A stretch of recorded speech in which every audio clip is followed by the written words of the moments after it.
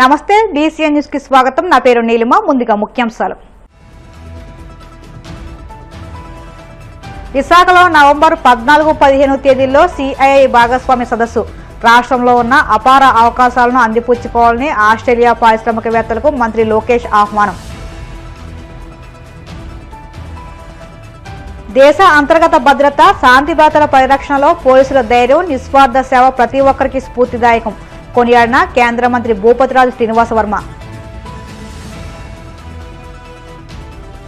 రాయచోటిలో 52 మంది లబ్ధిదారులకు 42 లక్షల రూపాయల CMRF చెక్లను పంపిణీ చేసిన మంత్రి మండిపల్లి. ప్రజారోగ్య పరిరక్షణే కూటమి ప్రభుత్వ తొలి ప్రాధాన్యమని స్పష్టీకరణ.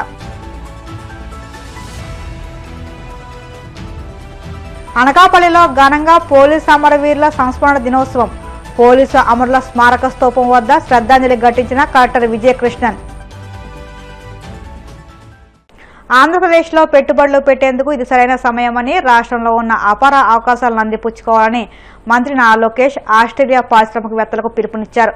నవంబర్ 14-15 తేదీల్లో విశాఖపట్నంలో కూటమి ప్రభుత్వం ప్రతిష్టాత్మకంగా నిర్వహించిన CII భాగస్వామ్య సదస్సుకు హాజరు కావాలని వారిని సాధారణంగా ఆహ్వానించారు. సిడ్నీలోని న్యూ సౌత్ వేల్స్ పార్లమెంట్ ప్రాంగణంలో ఆస్ట్రేలియా ఇండియా బిజినెస్ కౌన్సిల్ ప్రతినిధులతో జరిగిన రోడ్ షోలో లోకేష్ పాల్గొన్నారు. ఈ సందర్భంగా ఆయన మాట్లాడుతూ ఆంధ్రప్రదేశ్ను పెట్టుబడులకు స్వర్గధామంగా మార్చడానికి తమ ప్రభుత్వం అనుసరిస్తున్న వినూత్న విధానాలను, వ్యూహాలను వివరించారు. Has not done his job in convincing all of you. I'll take another shot at it. So I'll give you 3 specific reasons why you should look at Andhra Pradesh. The first one being is we have a leadership with a track record. So for those of you who don't know Mr. Naidu, this is his 4th term as Chief Minister. He is a 75-year-old young man. When you meet him, you'll understand it why I said he's young. He's very young at heart. He comes with abundance of energy. But what makes it different this time around is he's backed with a young team. So 50% of the legislatures are first-time MLAs. 17 out of the 25 ministers are first-time ministers. So he's backed with a very young team with a lot of fire in the belly to get things done. And that's what makes it different. And Mr. Naidu is the reason why Hyderabad is what it is today. And people were kind enough to give him an opportunity to build a legacy all over again. And he's now doing it with the new Andhra Pradesh, divided Andhra Pradesh. The second reason is speed of doing business. And I can give you 2 specific examples of it. One, I'm sure all of you have followed the Google's announcement, the single largest FDI investment in Indian history, and it's landed in Visakhapatnam. It's a greenfield data center that's getting built out there, and it's not only the data center, it's the whole the landing station, the sea landing cable station that's coming out there. And we are really excited about building the entire ecosystem. I've had an opportunity to meet a few of the data center developers here in Australia, and I've had the opportunity to invite them to Visakhapatnam. దేశ అంతర్గత భద్రత, శాంతి భద్రతల పరిరక్షణలో పోలీసుల ధైర్యం, నిస్వార్థ సేవ ప్రతి ఒక్కరికి స్ఫూర్తిదాయకమని కేంద్ర ఉక్కు, భారీ పరిశ్రమల శాఖల సహాయ మంత్రి భూపతిరాజు శ్రీనివాస వర్మ కొనియాడారు. దేశం కోసం, ప్రజల కోసం పోలీసులు అందిస్తున్న సేవలు వెలకట్టలేనివని ఆయన పేర్కొన్నారు. మంగళవారం పశ్చిమ గోదావరి జిల్లా భీమవరం మార్కెట్ యార్డ్లో జిల్లా SP అద్నాన్ నయీం అస్మి IPS ఆధ్వర్యంలో పోలీస్ అమరవీరుల సంస్మరణ దినోత్సవం ఘనంగా నిర్వహించారు. ఈ కార్యక్రమానికి ముఖ్య అతిథిగా హాజరైన కేంద్ర మంత్రి శ్రీనివాస వర్మ దేశ రక్షణ, శాంతి భద్రతల పరిరక్షణలో ప్రాణాలర్పించిన వీర పోలీస్ అమరుల త్యాగాలను స్మరించుకుంటూ వారికి శ్రద్ధాంజలి ఘటించి ఘనంగా నివాళులర్పించారు. అనంతరం జరిగిన సభలో ఆయన మాట్లాడుతూ దేశ రక్షణలో, ప్రజల ప్రాథమిక హక్కుల పరిరక్షణలో పోలీసుల కీలక బాధ్యతాయుతమైన పాత్ర పోషిస్తున్నారని అన్నారు. రాత్రి పగలు తేడా లేకుండా, విరామం లేకుండా నిరంతరం పనిచేసే పోలీస్ వ్యవస్థకు ప్రతి ఒక్కరూ రుణపడి ఉంటామన్నారు. సైనికులు దేశ రక్షణలో నిమగ్నమై ఉంటే దేశ అంతర్గత భద్రతా పోలీసులు నిరంతరం పనిచేస్తూ ఉంటారన్నారు. పోలీసుల సంక్షేమానికి ప్రధాని నరేంద్ర మోదీ నేతృత్వంలోని NDA ప్రభుత్వం అనేక సంక్షేమ పథకాలు అమలు చేస్తుందన్నారు.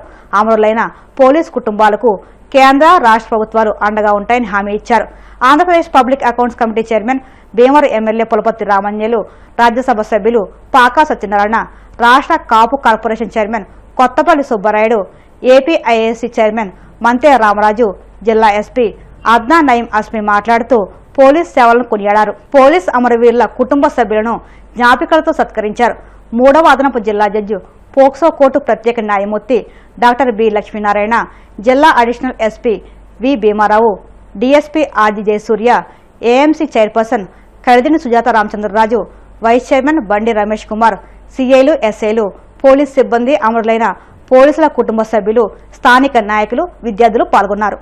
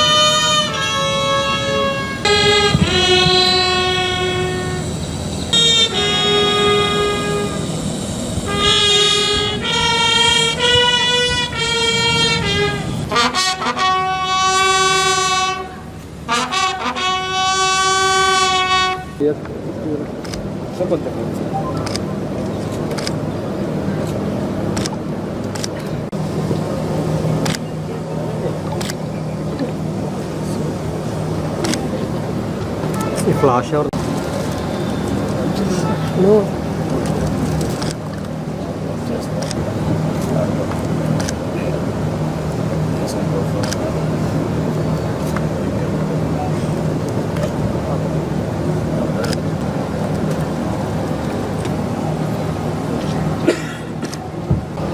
సరే ఇలా చూడండి.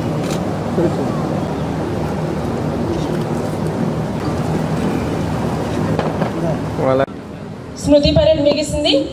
నిష్క్రమించడానికి పరేడ్ కమాండర్ కలెక్టర్ ఎంపీ గారిని పర్మిషన్ అడగడానికి వస్తున్నారు.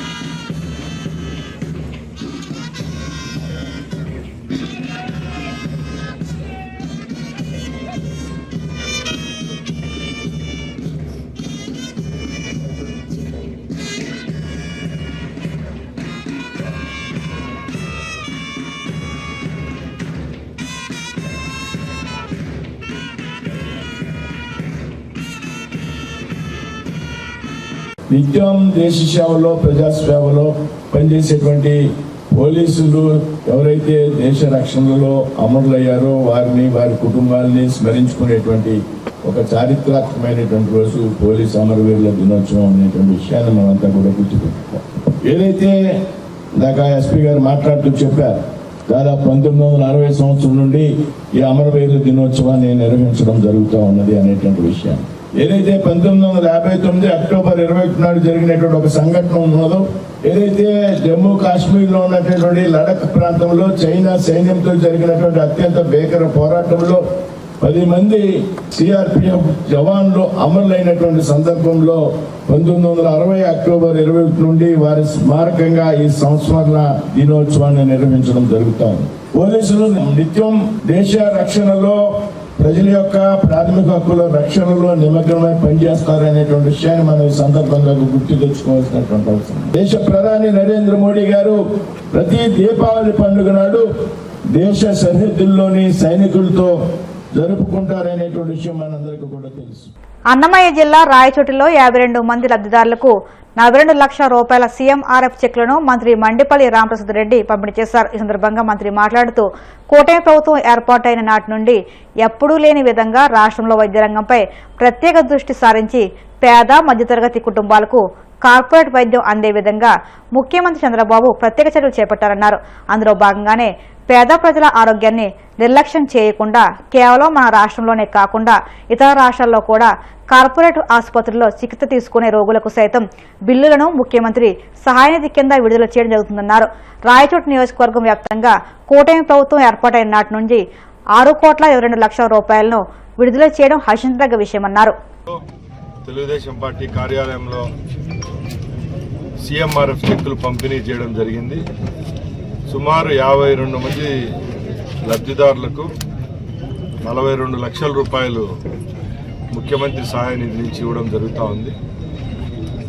కూటమి ప్రభుత్వం ఏర్పాటైన తర్వాత మన రాయచోటి నియోజకవర్గంలో ఇప్పటికే సుమారు 6,22,00,000 రూపాయలు ఎవరైతే నిరుపేద లబ్ధిదారులు ఉంటారో వాళ్ళందరికీ ముఖ్యమంత్రి సహాయ నిధి నుంచి ఇప్పించడం జరిగింది.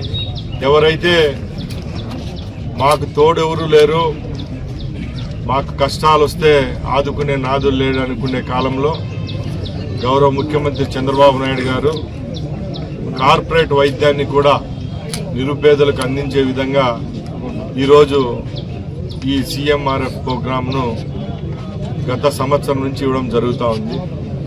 గత ప్రభుత్వాలతో పోలిస్తే ఈ ప్రభుత్వంలో ఎంతో సునాయాసంగా ఎవరైతే నిజమైన రోగులు ఉంటారో వాళ్ళకు అందని వైద్యాన్ని ఈరోజు కార్పొరేట్ హాస్పిటళ్లలో చూపించుకొని వాళ్లకు వచ్చిన బిల్లులో సుమారు 60% నుంచి 70% రీఇంబర్స్ చేసే విధంగా ఈరోజు ఈ ప్రోగ్రాం జరుగుతూ ఉంది. ఇప్పుడు కాసేపు ప్రకటనలు.